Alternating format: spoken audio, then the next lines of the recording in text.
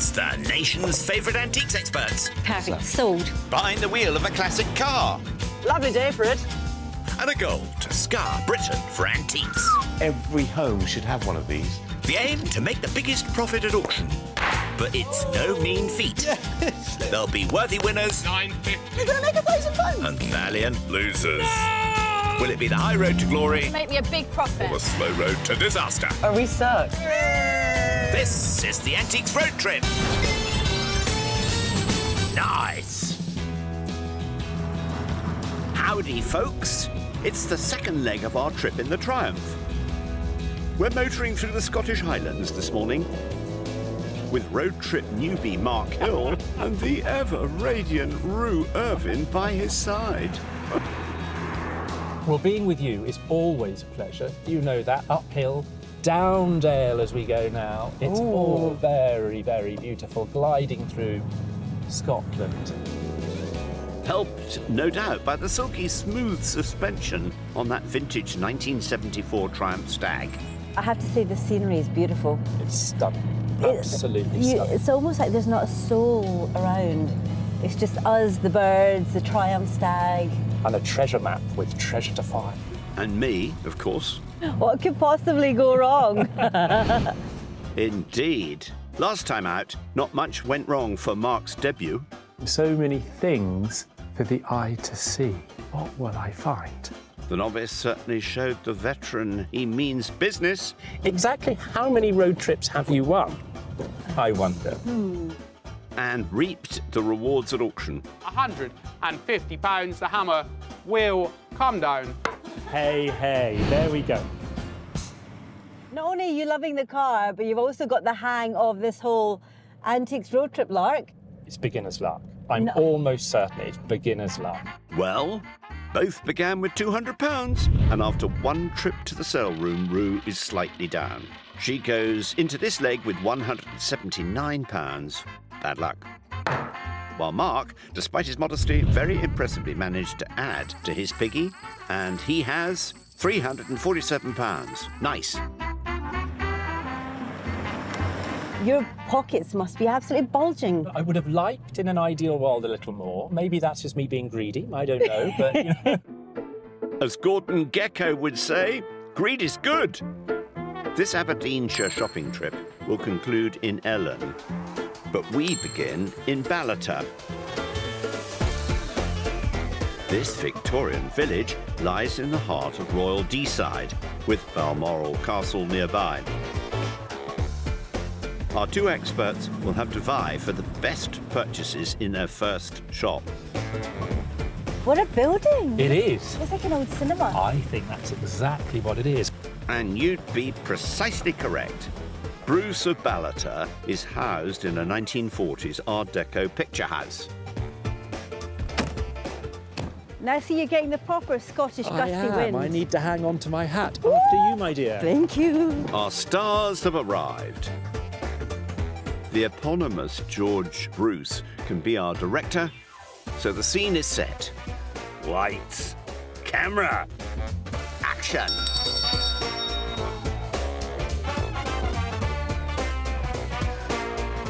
I just fall in love with the wee jar. Put it down, it's not going to make money.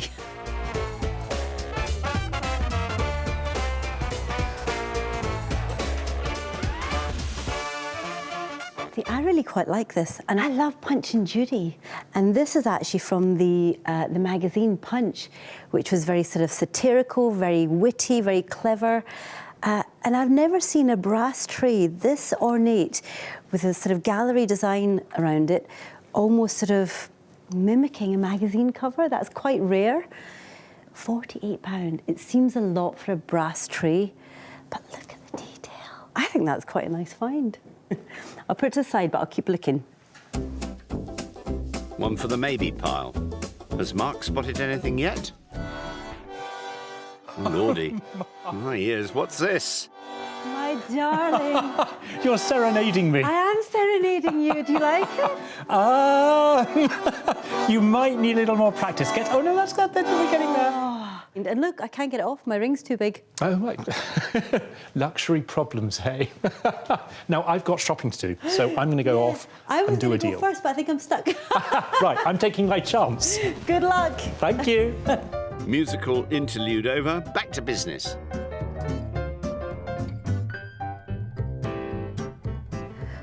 And these are interesting.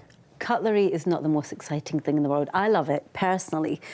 But butter knives, these are quite plain. They're slightly deco, but what I'm spotting, and the only reason I'm looking at these is I'm spotting British hallmarked silver, Birmingham. So all of these handles are sterling silver. Now the price on that says Birmingham, John Sanderson, so you've got the maker's name there, £38. Not a bad price, and again, that's because they're not overtly of a style. If I can get these for a good price, they have to be an easy profit, and I need to claw back as much money as I can. I might hide those, think about those. If they can be a number 2 in front of the pound sign, I might be taking them. That's 2 on the list for the road trip vet. How's our new recruit doing? I'm a great letter writer. What we've got is a really nice oak-cased Edwardian writing box. And look at the condition. It's not faded anywhere, which is great. And the top is ever so slightly domed rather than just being flat, which just brings that little extra level of quality for me. And while I just opened the drawer then, there it is. The original key.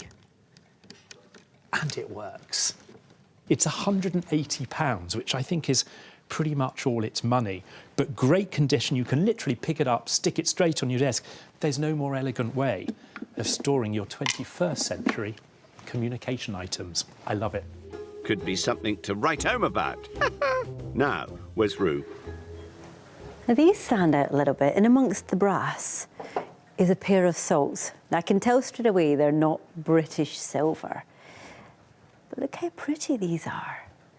I think silver, sometimes you can tell with the naked eye whether it's not pure, it's maybe continental or a lower percentage, like 80%. But it's almost got that sort of bluey silver tint to it, and it's got a nice weight. £35 is a lot for silver plate or continental silver, but I think if I can get them at a good price, they might be a nice dealer's lot. I'll keep looking, but that's a definite maybe. We'll have to see whether they're worth their salt or not. You know, these experts are amazing. Endlessly looking, prodding, yearning and burning. Moving on. That's quite cool. Dentist pulling tooth, penny bank, American. The thing that always does well at auction is something that's quirky. And looking around, there's lots of beautiful traditional antiques, but this is something that draws you in. It's like, what is it? But the thing is, I love money banks, piggy banks, penny banks, whatever you want to call them. And they're very collectible. This is more complicated than any money bank I had when I was a kid. But I have to admit, I'm intrigued to know more about it. £68. I mean, it is a fair piece of iron, and I think because it is quite distinct and quirky and collectible that it is £68, but that's a bit too much for me. I think I'm going to speak to George, find out where did he get it from, what does he know about it, and how does it work? Then we can talk price. Best see if Mr. Bruce is feeling charitable. Hi, George. Ah, Ruth. I found these two figures. So this is a dentist trying to pull a tooth. Trying to pull a tooth. From that poor chap. The tooth. If you line it up, yes, it will go in this. Come on, you can do it. There you Yes! But I'm quite interested, but you got £68 on it. Very, very best. Save the hospital, it could be 45. 45. There's also the punch tray, silver salt cellars and butter knives. £120 for the lot. Do you do 115 and I'll take all 4? I could. You could? Yes. You made that easy. Nicely done, Rue. 4 lots in the bag, and it's not even lunchtime. Thanks, George. Thank you. Bye now. Rue's paid £30 for the tray, £20 each on the butter knives, the salt cellars, and £45 for the penny bank, leaving her £64. Back inside, it's Mark's turn to cut a deal. George. How are you? Good, thank you. All the better for coming here and having had a look around. Now, I've seen the Edwardian writing box, which is just in superb condition. I love it. The one with the Morocco leather? The one with the Morocco. Yes. That's the one. So you've got 180 on it. I do have 180 on it. What's your best price for me? It in could- cash. For cash. Hello, I've just spotted that. An auctioneer's mini gavel. What is it, early 20th century? It would be early to mid, I would thought. What can we do about the gavel? Could you maybe, Well- please? For 140, you can have the Edwardian box and the gavel. Fantastic. You're a star. Thank you so much. I'll Thank take you. that. Thank you. Brilliant. Excellent stuff. Mark spent £130 on the writing box and £10 on the auctioneer's gavel. That leads our road trip newbie with £207. Let's blow this joint.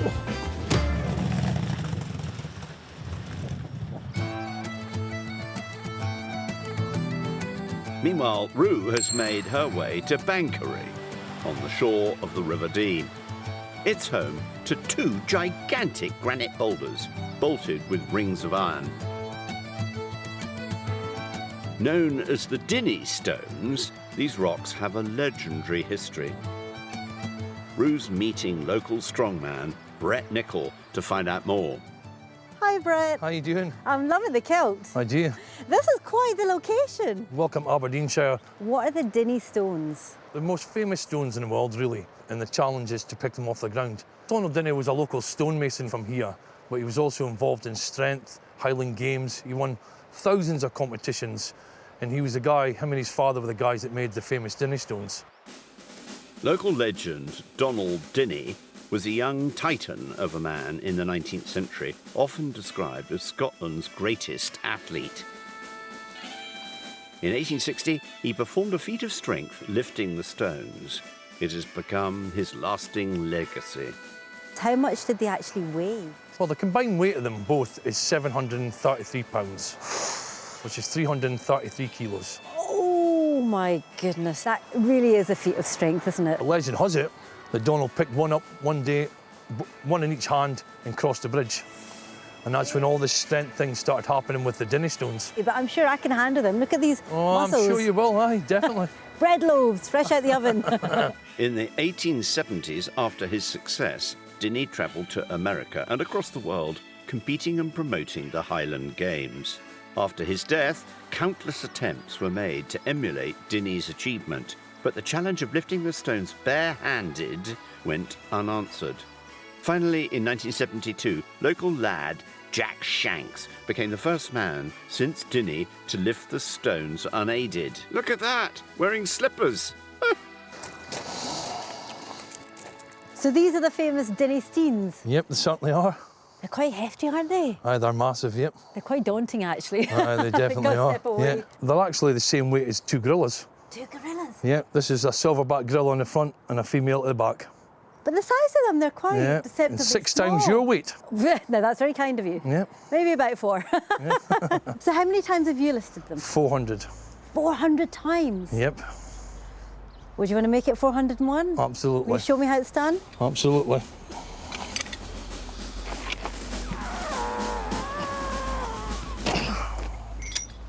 Brett, you made that look easy. Oh, thank you.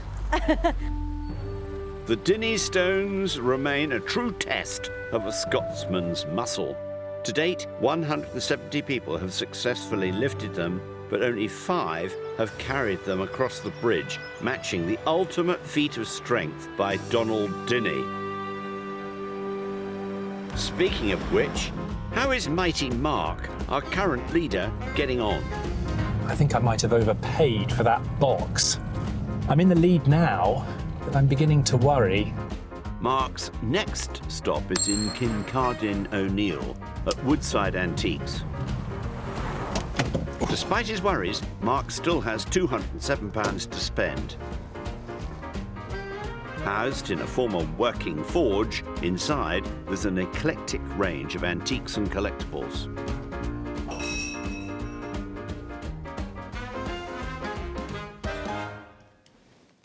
this is a little treasure. Little glass vase. It doesn't look like glass, but it is. And it was designed by a glass maker, a master glass maker no less, called Timothy Harris. And he works for Isle of Wight Studio Glass, which was founded by his father, Michael Harris. And this has an interesting story behind it. So it uses black lead glass and red soda glass, which kind of don't combine properly when mixed in the glass furnace. So they cause this sort of fragmentation. Combine that with Isle of Wight Studio Glass's hallmark use of gold leaf, and you get this incredibly sort of rich, complex pattern here. It's in perfect condition. It's got a great story. And it was only produced from 1985 to 1986. It was quite expensive in its day, and the public just didn't take to it for that reason, perhaps its appearance then. It's really quite hard to find today. And for £8, I'm going to have it. A fabulous find at a bargain price. Anything else?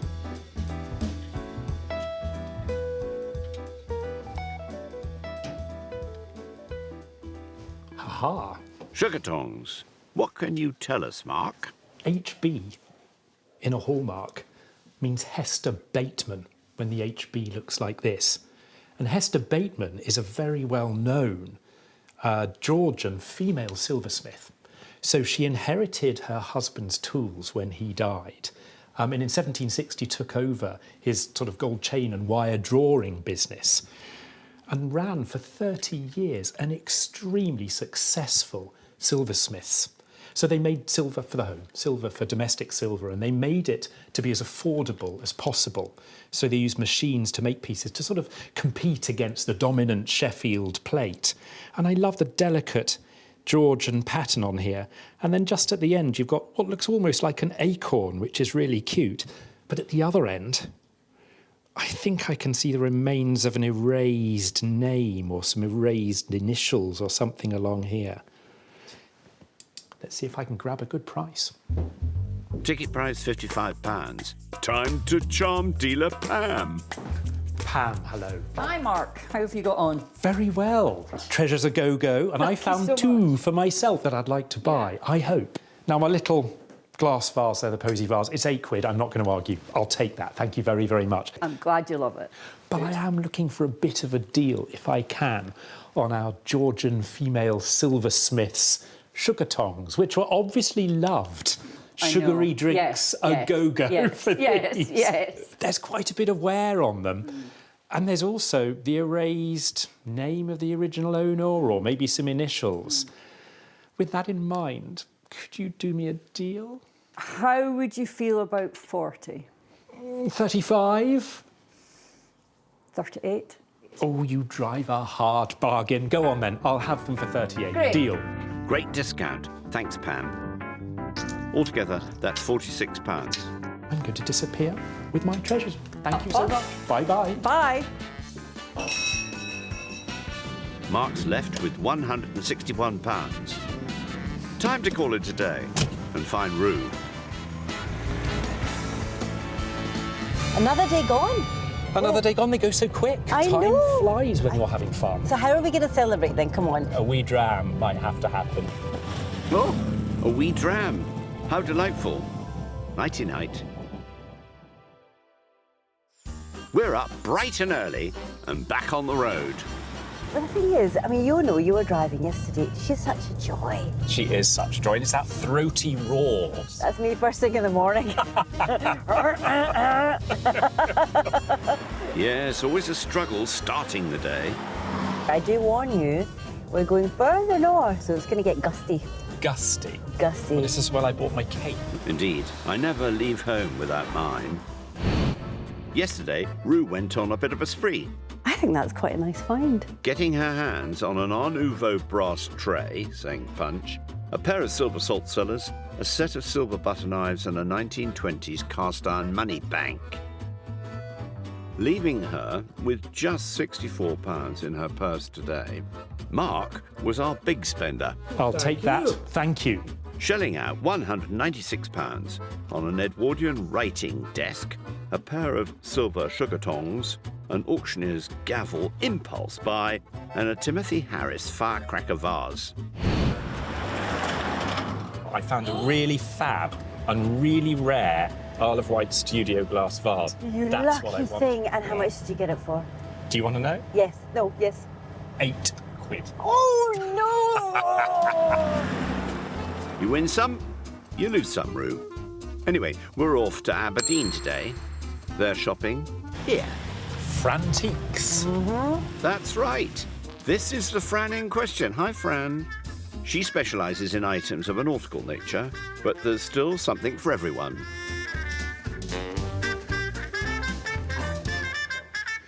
I quite like the look of these. Straight to business. Good man. Now, I used to collect early plastic. They're made out of a form of cast phenolic, which some people call Catalin, after the American corporation that produced them, and they're napkin rings. So here you've got this hole-to-hole, the napkin.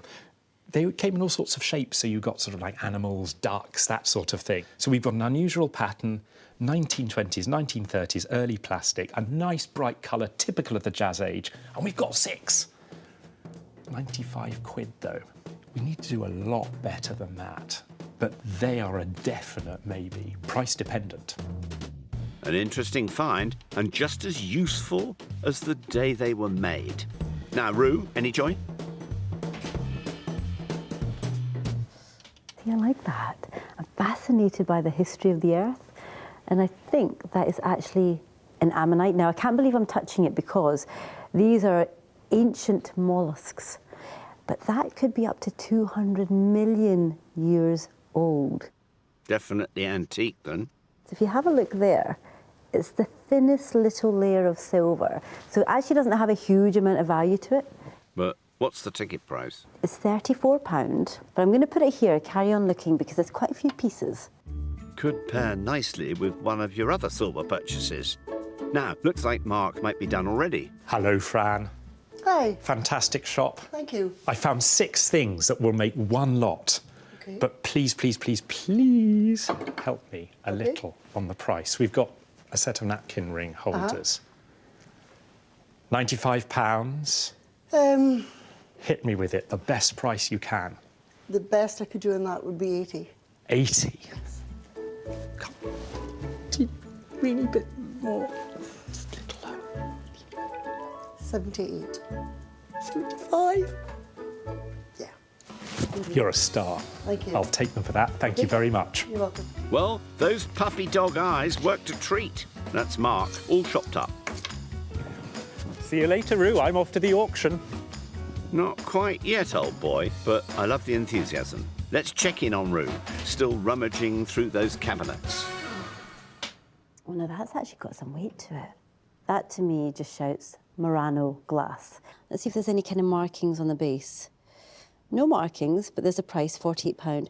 Quite a bit of wear. I would say this is vintage, so say 40s, 50s, but it's got that beautiful colour. So I've got 2 things to think about here.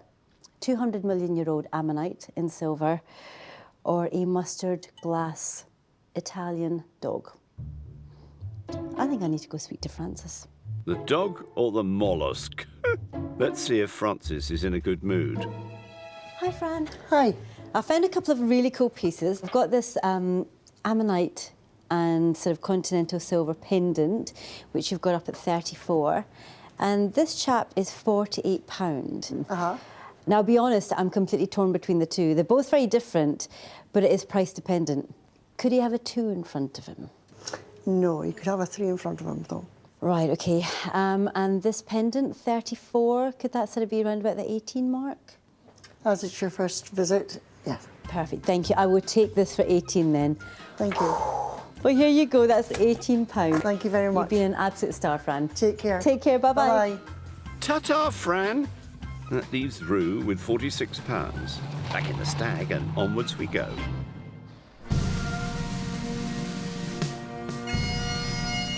Meanwhile, Mark has made his way through the Granite City to Aberdeen's oldest cathedral, St Macca's. He's meeting University of Aberdeen lecturer in language and linguistics, Dr. Dawn Leslie. Dawn, hello. Fine to see you, Mark. How are you? I'm good, thank you. You've picked a bonny day for it. I have, and what a magnificent building. Mark's here to learn about the Scots language, an important part of Scotland's culture and heritage.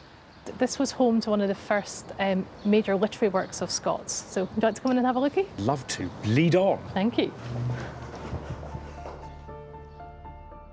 Scots is the rebel tongue of Scotland.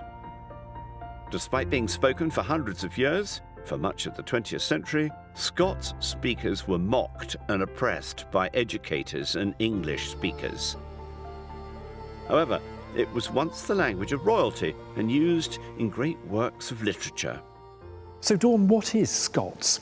Well, Scots is a Germanic language. It's a sister language to English, essentially. If you go back far enough, then they come from a common ancestor. Scots was once a language of quite considerable status. It was the language of the Scottish court. It was the language of kings and queens. Mary, Queen of Scots, was described as speaking all in Scottish. And her son, King James VI, he was a great writer of Scots. And we have lots of other great writers of Scots as well. And one of them was the canon of this very cathedral, John Barber. And he wrote an epic poem, almost 14,000 lines, called The Bruce. And this is the sort of first major literary work in Scots. And we've actually got a nice commemorative wooden relief over here commemorating the poem. Would you like to go and have a look? I'd love to. Thank you.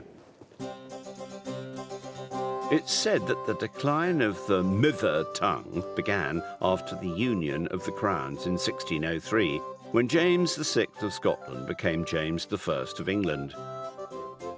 With the court moving to London, English became the official royal language and began to dominate. But this isn't the entire poem. No, so the entire poem's very big. So this is just an excerpt of some of the most famous lines from the poem. And it says, if you'll excuse my 14th century Scots pronunciation. I will. Freedom is a noble thing. Freedom is a noble thing. Freedom mass man to halfly king. Great happiness does freedom bring. Freedom all solace to man gives. All solace to a man it gives. He lives at ease that freely lives. He lives at ease that freely lives. So this is a really nice link from the old Scots to the new. Nowadays in Scotland, according to the 2001 census, there were 1.5 million speakers of Scots in Scotland. Here in the northeast, it was estimated around half of people in Aberdeenshire were speakers of Scots. Why was Scots discriminated against? Historically, it hasn't always been valued in education. So if I take my grandparents' generation, for example, they would have been punished for using Scots in school. Thankfully now we've seen a bit of a resurgence in Scots in Scotland in terms of education. So we have it as part of the curriculum for primary school kids. We've also got a new Scots qualification for secondary school pupils, the Scots Language Awards. And we have things like at the University of Aberdeen running courses in North East Scots, which is taking Scots and using it as a living variety to be taught and to be used rather than just speaking about Scots. The Scots language has had many years of mixed fortunes, but today Scots is the largest minority language spoken in Britain. In Aberdeenshire, they have their own dialect of Scots, known as Doric. I can't leave without learning at least some Scots words. So come on, teach me something. Okay, so are you feeling hungry, Mark? I'm always hungry. Good, good. Right, we've got a delicious bakery just down the road, so I'm going to get you to go and ask for some local delicacies. Okay. So if you're going to go in and say hello, you'll have to say, aye, aye, fit like. Aye, aye, fit like. Yeah, good. That means hello, how are you?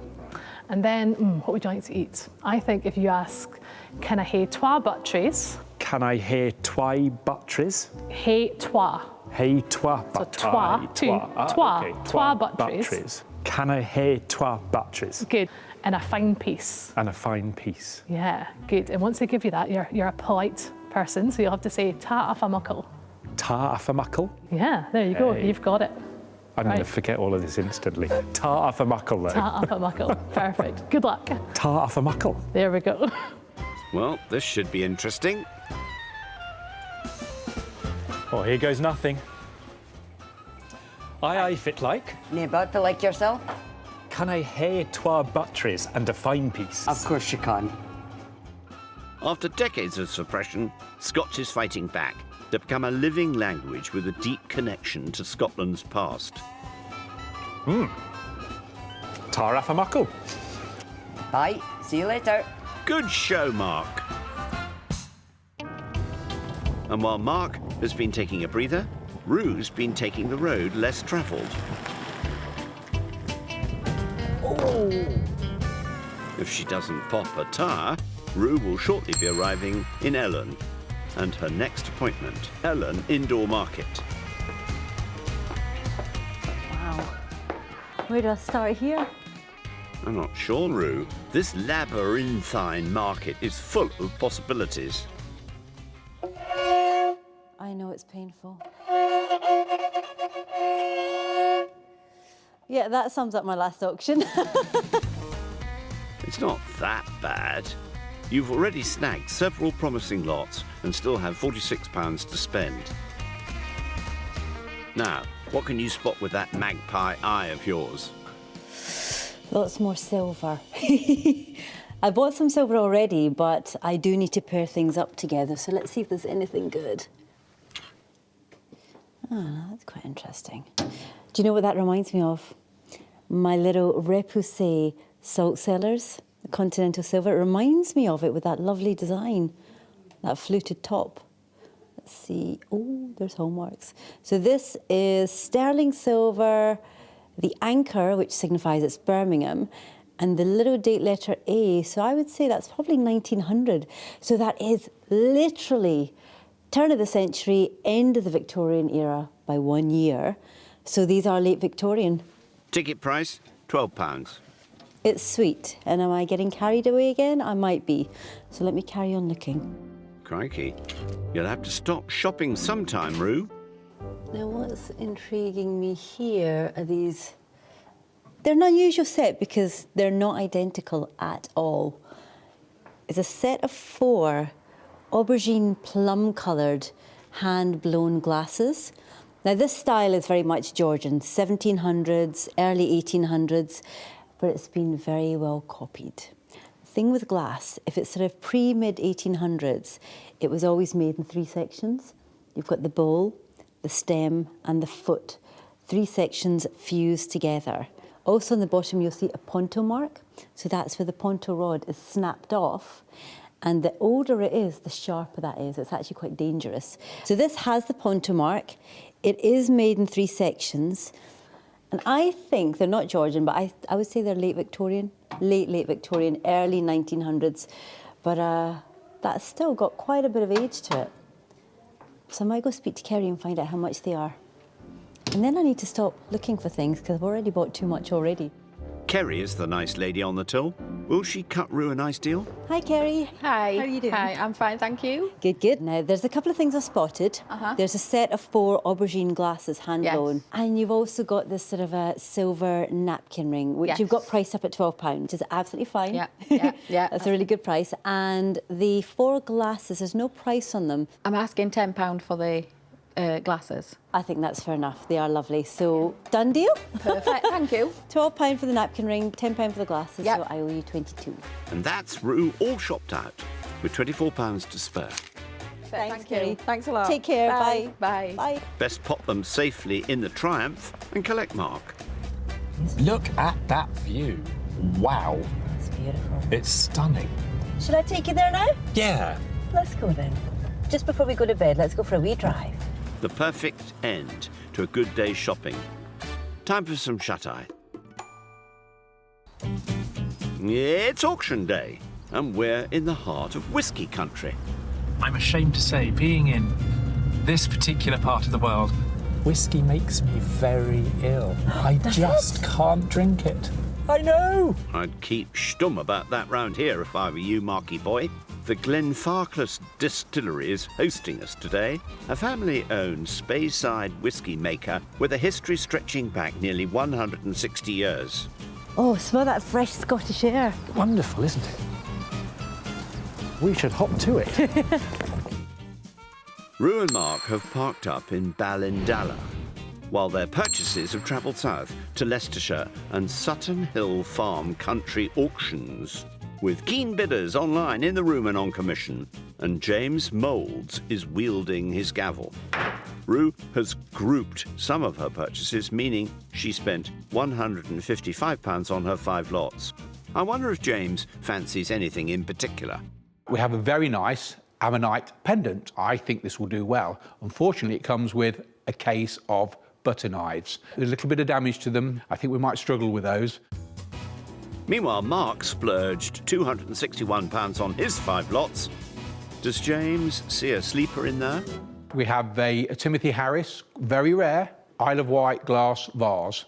Very nice design, a lot of interest in this. I think this is going to make quite a bit of money.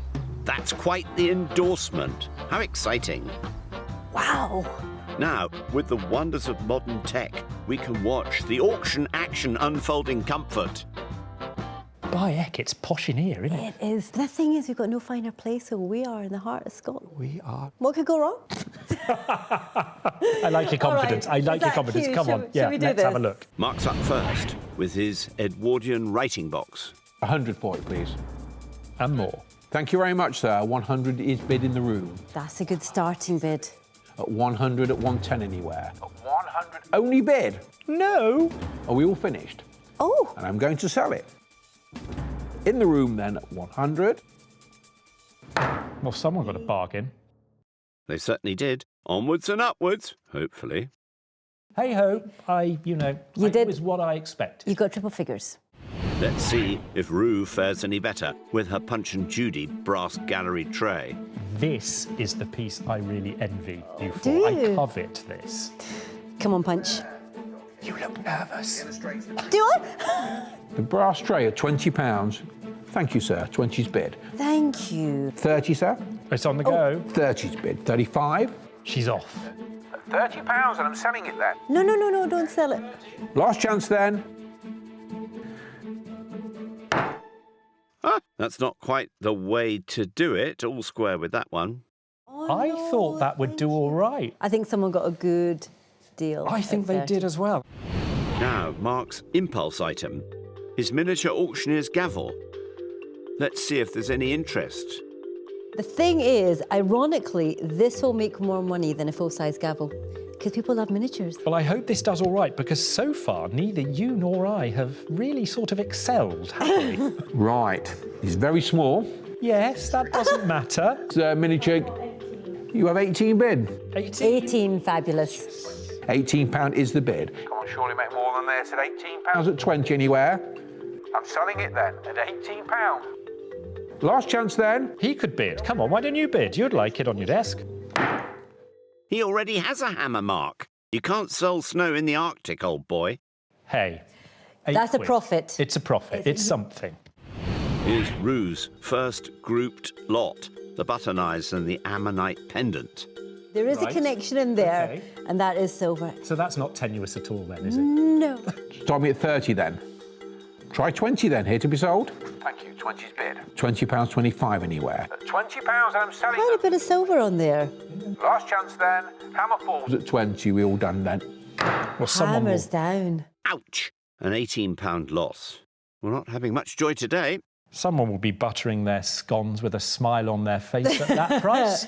Hopefully, Mark sees some profit on his Art Deco napkin rings. 40's bid. £40, 45 anywhere. £40 is the bid. At 45 is bid.